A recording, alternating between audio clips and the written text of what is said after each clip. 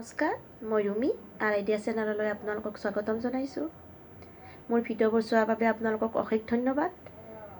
আৰু যদি এনেকুৱা নতুন নতুন ভিডিঅ' চাব বিচাৰে মোৰ চেনেলটো ছাবস্ক্ৰাইব কৰি ল'ব। আজি মোৰ বিষয়বস্তুটো হৈছে যে জন্মৰ পিছত শিশুৰ জণ্ডিছ হ'লে কি কৰিব। সাধাৰণতে আজিকালি বেছিভাগ শিশুৰেই জন্মৰ পিছতে জণ্ডিছ হয়। মোৰ ছোৱালীজনীৰো হৈছিলে। জন্মৰ পিছত শিশু এটি যদি 10 পইণ্টছৰ ওপৰত জণ্ডিছ হয় তেতিয়া ডক্টৰে আমাক লাইটত ৰাখিব দিয়ে। কিন্তু আমাৰ বহুত অভিভাৱক এনেকুৱা আছে যে এই ঘৰত লৈ যাম, ঘৰত ট্ৰিটমেণ্ট কৰিম, ঘৰত ভাল হ'ব। ডক্টৰ এজন এনে হোৱা নাই। মই এই বিষয়ে ডক্টৰৰ লগত বহুত কথা পাতিছোঁ। মোৰ ছোৱালীজনী যেতিয়া হৈছিলে তেতিয়া ময়ো কান্দিছিলোঁ, বহুত ভয় লাগিছিলে। তেতিয়া ডক্টৰে মোক বহুত কথা, আমাৰ ডক্টৰজন আগৰ পৰা মাইনাৰ ট্ৰিটমেণ্টৰ কাৰণে মই ঠিক কৰি থৈ দিছিলোঁ। ডক্টৰজনে মোক বহুত কথাই বুজাইছে যে কেনেকৈ কি হয়, কেনেকৈ কি কৰিব লাগে। সেইখিনি অভিজ্ঞতা মই ভাবিছোঁ মই আপোনালোকৰ লগত শ্বেয়াৰ কৰোঁ। যদি জণ্ডিছ হয় 10 পইণ্টছৰ ওপৰত, ডক্টৰে যদি ছাজেশ্যন দিয়ে যে তুমি লাইটত ৰাখা বা আপোনালোকে লাইটত ৰাখক, এইটো কেতিয়াও ভুল নকৰিব, ৰাখিব, ঘৰত নানিব, ঠিক কৰি আনক। ঠিক কৰি অনাৰ পিছত আমি ঘৰত আমাৰ কি হয় কি নহয় আমাৰ ঠিক নাই, কিন্তু ডক্টৰৰ তাত থাকিলে ডক্টৰে ট্ৰিটমেণ্ট ধুনীয়া দিব। লাইট মানে একো বিশেষ একো নহয়। তাত ICU ৰুমত ৰাখে যদিও মাত্ৰ লাইটৰ তলতহে শিশুটি ৰাখে আৰু সেই লাইটে শিশুটিৰ জণ্ডিছটো কাটি নিয়ে। টেনশ্যন ল'ব লগা একো নাই। আপোনালোকে লাইটত ৰাখিবলৈ ৰাখিব, কেতিয়াও ঘৰত নানিব। ঠিক কৰি ডক্টৰে দিয়াৰ পিছতহে আনিব। তাৰপিছত আৰু এতিয়া আমাৰ দ্বিতীয় কথাটো হ'ল যে কিছুমান শিশুৰ কি হয়, আপোনাৰ ঘৰত অহাৰ পিছত ধৰি লওক 2-4 দিন 6 দিনমান পিছত জণ্ডিছ হয়। মোৰ মাজতে তেনেকুৱা হৈছিলে। জন্মৰ হোৱাৰ লগে লগে 10 পইণ্টছ আছিলে, তাৰপিছত 8 দিন পিছতে মোৰ ধৰাত পৰিছে 20 পইণ্টছ হৈ গৈছে। বহুত হৈ গৈছিলে। মই বহুতে ভুক্তভোগী এই বিষয়ে। সেইকাৰণে মই ভাবিছোঁ আপোনালোকৰ লগত শ্বেয়াৰ কৰোঁ, যাতে আপোনালোকৰ এই ভয়ৰ পৰা আঁতৰি থাকে। এই 8 দিন 6 দিন এনেকুৱা পিছত শিশু জণ্ডিছ হয়। এই জণ্ডিছ হোৱাৰ পিছত, এই জণ্ডিছ হোৱাৰ এটি বিশেষ কাৰণ আছে।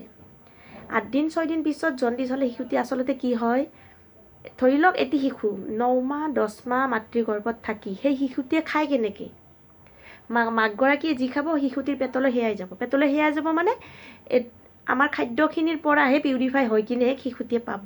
যেনেকৈ মোৰ ভৰি হাতে পায় তেনেকৈ আমাৰ শিশুটিও পায়। কিন্তু যেতিয়াই সি জন্মগ্ৰহণ কৰিব বা তেওঁ জন্মগ্ৰহণ কৰিব তেতিয়া কি হয়, পৰিৱেশটো ট'টেলি চেঞ্জ হয়।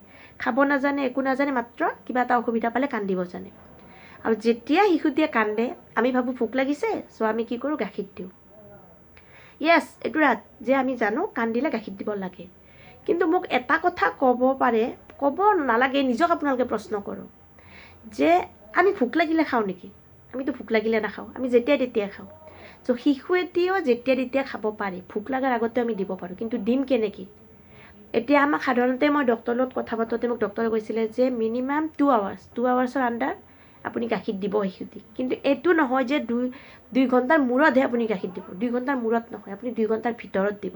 আপুনি 1.5 ঘণ্টাতো দিব পাৰে, শিশুটি বিচাৰিলে আপুনি 1 ঘণ্টাতো দিব পাৰে, কিন্তু আপুনি গাখীৰ দিব। ফাৰ্ষ্ট টাইমত এনেও আমাৰ গাখীৰ কমি নাযায়। ফাৰ্ষ্ট টাইমত আমাৰ বহুতে গাখীৰ থাকে। শিশুটিক যিমান প্ৰয়োজন তাতকৈ অধিক গাখীৰ থাকি আমাৰ গাখীৰবিলাক এনেও ৱেষ্ট হয়। চেষ্টা কৰক, শিশুটিয়ে খালে নাখালে নাই, কাৰণ সিহঁতে নাজানে যে মই পেট ভৰাই খাম, মোৰ ভোক লাগিছে, বা মই এইটো বস্তু খালে মোৰ পেট ভৰিব, বা এইটো বস্তু মই খাব লাগে, একো নাজানে সিহঁতে।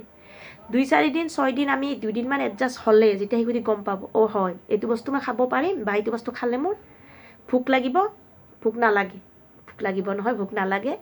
এইটো ট্ৰাই কৰি চাব পাৰে।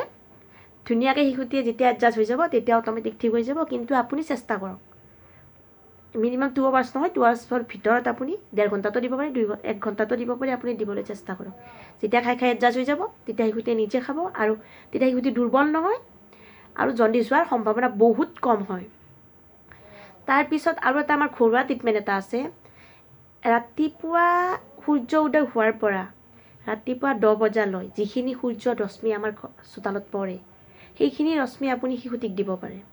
আপুনি শিশুটিক বাহিৰত ওলাই লৈ কাপোৰ আঁতৰাই ৰ'দত ৰাখিব পাৰে। সেইটোৰ পৰা কিন্তু জণ্ডিছৰ ফালৰ পৰা, আমাৰ স্কিনৰ ফালৰ পৰা বহুত সুবিধা। আমি সকলোৱে জানো ডি ভিটামিন থাকে সূৰ্যৰ ৰশ্মিত, এইটো কৰিব পাৰে।